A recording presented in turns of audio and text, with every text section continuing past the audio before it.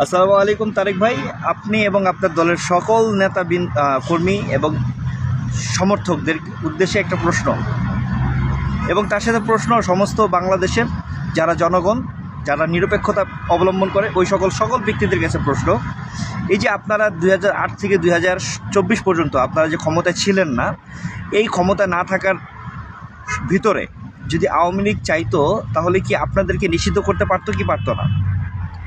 প্রশ্নটা উত্তরটা কিন্তু খুবই সহজ। আপনারা যেটা দিবেন এইটাই বাস্তবতা, যে আওয়ামী লীগ চাইলেই আপনাদেরকে নিষিদ্ধ করতে পারত। আমার কোনো এক শুভাকাঙ্ক্ষী আজ তার সাথে আলাপ আলোচনার মাঝখানে সে আমাকে বলল যে আওয়ামী লীগ চাইলেই বিএনপিকে নিষিদ্ধ করতে পারতো না। সেটা ব্যাখ্যাস্বরূপ সে দিল, তাহলে যদি আওয়ামী লীগ বিএনপিকে নিষিদ্ধ করে তাহলে কার সাথে নির্বাচনটা করবে বা তার প্রতিপক্ষ কে হবে?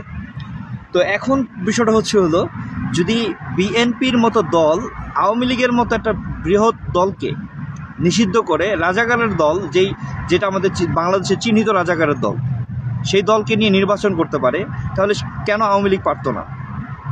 এখন এই জায়গাটা হলো কি, আওয়ামী লীগ এবং বিএনপির ভিতরে একটা আলাদা একটা বিষয়। বিএনপির মাথামোটার দল, এটা তো চিরন্ত সত্য। বিএনপি খুবই বাজে চিন্তা এবং নোংরার দল, এটাই চিরন্ত সত্য। হ্যাঁ, এটা চিরন্ত সত্য। আওয়ামী লীগের রাজনীতিটা ভিন্ন এবং বিএনপির রাজনীতিটা ভিন্ন। যেখানে মূল বিষয়টা যদি এরকমভাবে আমরা বিশ্লেষণ করি, আওয়ামী লীগ রাজনীতির প্রেক্ষাপট থেকে কিভাবে বিএনপিকে দমন করা যায় বা কিভাবে নিজের নেতৃত্বকে টিকে রাখা যায় সেটা করছে। বাট বিএনপি সেটা করে নাই। বিএনপি এটা খুব ভালো করে জানে যে আওয়ামী লীগকে মোকাবেলা করা তাদের পক্ষে সম্ভব না। আওয়ামী লীগকে মোকাবেলা বিএনপির কোনোভাবেই সম্ভব না। বিএনপি অতীতও পারে নাই, বর্তমানে পারার কোনো সুযোগ নেই এবং ভবিষ্যতে পারার কোনো সুযোগ নেই। তাই ডাক্তার ইউনূসের মতো একটা ফালতু লোক, যে রাজনীতির বিষয়ে কিচ্ছু জানে না, যে ব্যবসা ব্যতীত, যার মানে মূল নীতিটা হচ্ছিল ব্যবসা, সেই ডাক্তার ইউনূস যেটা করলো, যে আওয়ামী লীগকে নিষিদ্ধ করা বা তার কার্যক্রমকে নিষিদ্ধ করা, সেইটাকে পার্লামেন্টের মাধ্যমে বিএনপি বৈধতা দিল। এখন প্রশ্নটা হলো যে আওয়ামী লীগ আর আপনাদের ভিতরে পার্থক্যটা এটা কি জনসাধারণ বুঝতেছে না? আপনারা যতই আওয়ামী লীগকে শেষ করার প্রক্রিয়া করছেন, ততই আওয়ামী লীগের জনপ্রিয়তা বাড়ছে। আপনারা যতই চেষ্টা করছেন আওয়ামী লীগের নেতাকর্মীদেরকে দমন করার জন্য, ততই আওয়ামী লীগের নেতাকর্মীরা আরও শক্তিশালী হচ্ছে। আপনারা যতই চাচ্ছেন আওয়ামী লীগকে মানুষের মন থেকে মুছে দেওয়ার জন্য, আমি মনে করি মানুষের মনে আওয়ামী লীগের বিষয়টা আরও বেশি করে দোলা দিচ্ছে। কেননা বাংলাদেশে যা আওয়ামী লীগ রেখে গেছে, আওয়ামী লীগ যা করে গেছে, প্রত্যেকটা মানুষের মনে সেগুলো আছে। হ্যাঁ, তাহলে ওই গণ অভ্যুত্থানের সময় তাহলে কারা নামলো? সেই মানুষগুলো কারা? জনসাধারণগুলো কারা, যাদেরকে আমরা বলি জনগণ? তারা কারা? তারা হলো আপনাদের দলের সমর্থক, তারা হলো জামায়াতের মতো দলের সমর্থক, তারা হলো কিছু ছাত্র যারা মারা গেছে, যারা মানে যাদের সন্তান মারা গেছে, ওই সংখ্যক ব্যক্তিবর্গরা। ওইখানে নিরপেক্ষতা বলতে এরকম বোঝায় যে তারা কোনো দলের না, তারা কোনো কাউকে সমর্থন করে না, তারা হচ্ছে নিরপেক্ষ বাংলাদেশে। তো ওই সকল লোকজন কিন্তু গণ অভ্যুত্থানে নামে নাই। আওয়ামী লীগের বিপক্ষে যে গণ অভ্যুত্থান হয়েছে সেটার ভিতরে কিন্তু ওই সকল লোকজন নামে নাই, এবং তারা কিন্তু এইগুলো উপলব্ধি করছে যে আপনারা আপনাদের মানে যে কাজকর্ম যে আপনারা যা করে যাচ্ছেন, এগুলোর মারফতে বাংলাদেশের বর্তমান পরিস্থিতিটা কী। এজন্য আমি মিস্টার তারেক রহমান আপনাকে বলি যে আপনি একটা মাথামোটা লোক, এবং আপনার দল যে মানে অশিক্ষিত একটা দল, যেখানে কোনো শিক্ষার কোনো আলো নাই, কোর্টটাই পড়লেই যে সবাই শিক্ষিত হয়ে যাবে, কিংবা গ্র্যাজুয়েশন আছে, অনেক বড় বড় ডিগ্রি নিয়ে আসছে, এই জন্যই যে তারা শিক্ষিত, এরকম কিছু না। রাজনীতির শিক্ষা হচ্ছে ভিন্ন।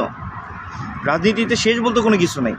দীর্ঘ 16-17 বছর পর যদি আপনাদের আবার মানে শেষ থেকে শুরু হয়, তাহলে আওয়ামী লীগের কেন শুরু হবে না? আওয়ামী লীগ তো একটা শক্তিশালী দল, এটা আপনারা ভালো করে জানেন। যে ভালো করে জানেন বিধায় আজ পর্যন্ত এই আপনারা কি ক্ষমতা আসার পর থেকে আর্মিকে ব্রাকে ফিরান নাই।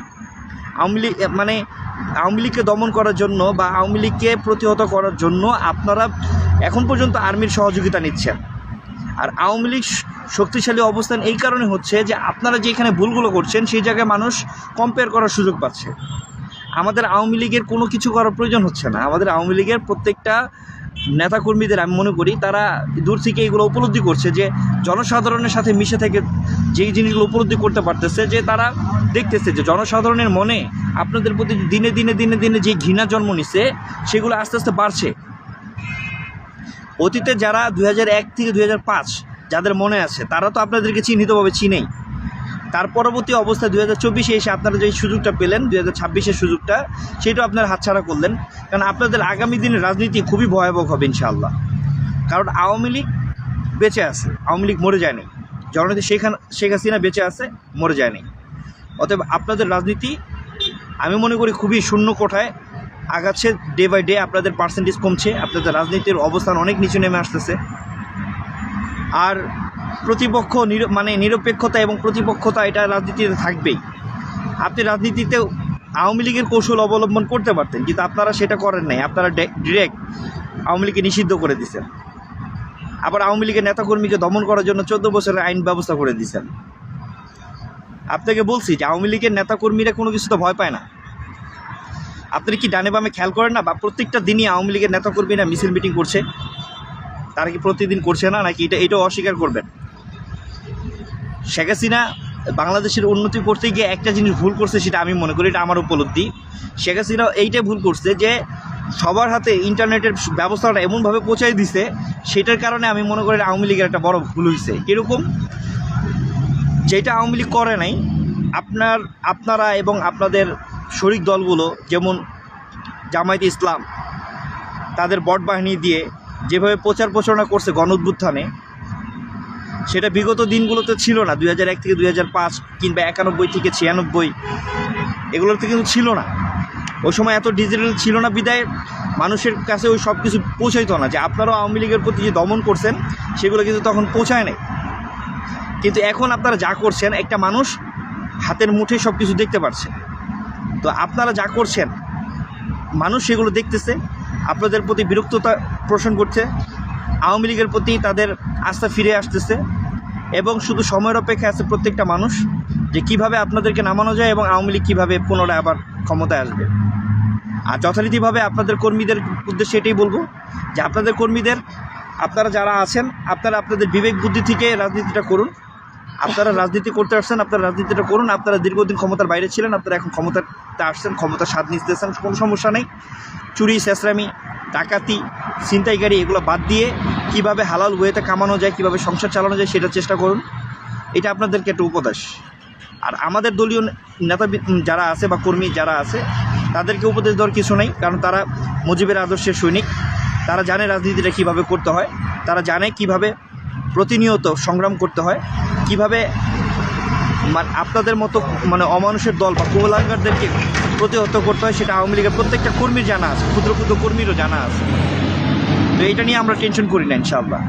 শুধু মনোবলের একটা বিষয়, আমাদের আওয়ামী লীগের কর্মীদের এখন একটু মনোবলের ঘাটতি আসছে, সেটাও আস্তে আস্তে ফেরত চলে আসতেছে এবং তারা আস্তে আস্তে সোচ্চার হচ্ছে। আমি আমার আওয়ামী লীগের সকল নেতাকর্মীদেরকে ধন্যবাদ জানাই, মন থেকে কৃতজ্ঞতা জানাই যে আপনারা যেভাবে আগাচ্ছেন আওয়ামী লীগের জন্য। আস্তে আস্তে আস্তে আস্তে স্বাধীনতাটা যেরকমভাবে খুব আস্তেই হয়েছে, যেটা তাড়াহুড়ো করা হয় নাই, ঠিক আমাদের এখন বর্তমান পরিস্থিতিটা হচ্ছে এরকমই। আমরা আস্তে আস্তে সামনে আগাবো ইনশাআল্লাহ। তো মিস্টার তারেক রহমান, আপনি সাবধান হন, আপনার দলকে সাবধান করুন, এবং খুব তাড়াতাড়ি আপনার যে পতন হবে সেটার প্রস্তুতি নেন।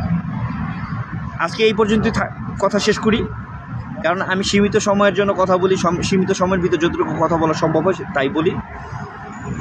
আমার দলের নেতাকর্মীদের প্রতি আবারও সালাম, এবং বাংলাদেশের সমস্ত জনসাধারণ যারা এখন ভোগান্তিতে আছে তাদেরকে বলবো যে আপনারা এদেরকে প্রতিহত করুন, আপনারাই আওয়াজ তুলুন। বাংলাদেশে শেখ হাসিনার হাতেই বাংলাদেশ নিরাপদ। সবাই সুস্থ থাকবেন, ভালো থাকবেন। আসসালামু আলাইকুম। জয় বাংলা, জয় বঙ্গবন্ধু।